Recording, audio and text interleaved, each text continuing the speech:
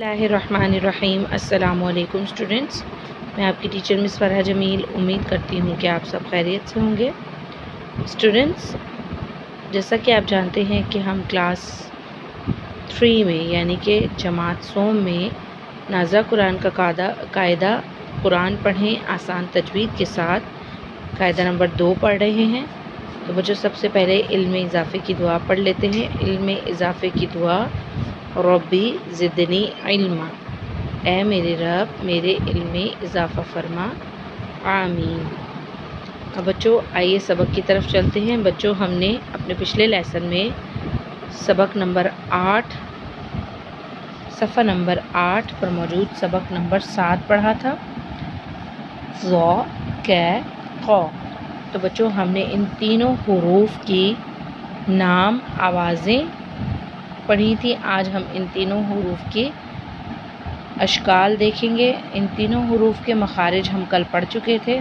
تو بچوں، سب سے پہلے اعادہ کر لیتے ہیں۔ بچوں، اس حرف کو ضاد کہتے ہیں، ضاد۔ یہ حرف موٹا اور اونچا پڑھا جاتا ہے، ضاد ضاد۔ اور بچوں، اس حرف کا مخرج کیا ہے؟ زبان کی کروٹ یعنی زبان کی سائیڈ، زبان کا جو سائیڈ والا کنارہ ہوتا ہے، اوپر کی داڑوں سے جب اسے ملاتے ہیں تو ضاد ادا ہوتا ہے۔ یہ دائیں جانب بھی ہو سکتا ہے اور بائیں جانب بھی۔ ہم اگر دائیں جانب کی کروٹ کنارہ لے رہے تو دائیں جانب کی داڑ سے ملائیں گے اوپری، اور اگر بائیں جانب کی کروٹ کنارہ لے رہے تو بائیں جانب کی اوپری داڑ سے ملائیں گے تو ضاد ادا ہوگا۔ اس کا نام ضاد ہے، اس کی آواز ض ضی ذو ہے، ض ضوء روشنی۔ بچوں، یہ کیف ہے، اسے باریکی سے پڑھا جاتا ہے، یہ باریک کیف ہے اور زبان کی جڑ سے تھوڑا سا پہلے کا حصہ اوپر سے تالو سے ملائیں گے تو کیف ادا ہوگا، کیف کعبۃ کعبہ۔ بچوں، اس حرف کا نام کیف ہے، اس کی آواز ک کی کو ہے۔ بچوں، یہ قا ہے، قا، اسے موٹا اور اونچا پڑھا جاتا ہے، قا۔ اور بچوں، اس کی آواز قا قی قو ہے، موٹا اور اونچا پڑھا جاتا ہے، قاف۔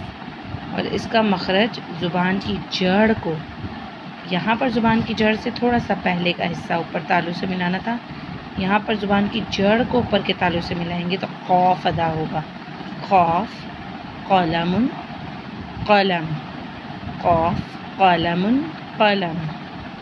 تو بچوں، آج ہم ان کی اشکال پڑھیں گے۔ بچوں، یہ ضاد ہے، یہ ضاد کی مکمل شکل، یہ ضاد کی ابتدائی شکل، یہ ضاد کی درمیانی شکل اور یہ آخری شکل ہے۔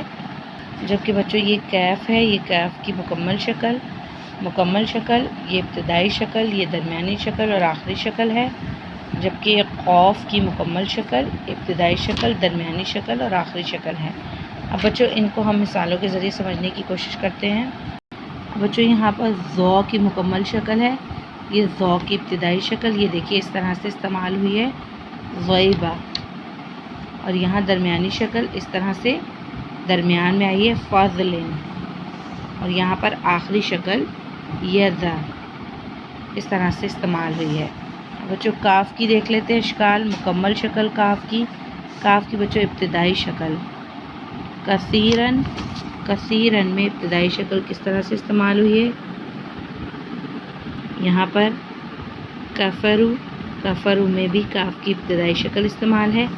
یہاں پر اب بچوں کسی بھی لفظ کے درمیان میں کاف آتا ہے تو وہ اس طرح سے ایک شوشے کے ساتھ دکھتا ہے، ربکما، ربکما میں یہاں پر کاف کی درمیانی شکل استعمال کی گئی ہے، یکونا میں یہاں پر کاف کی درمیانی شکل ہے۔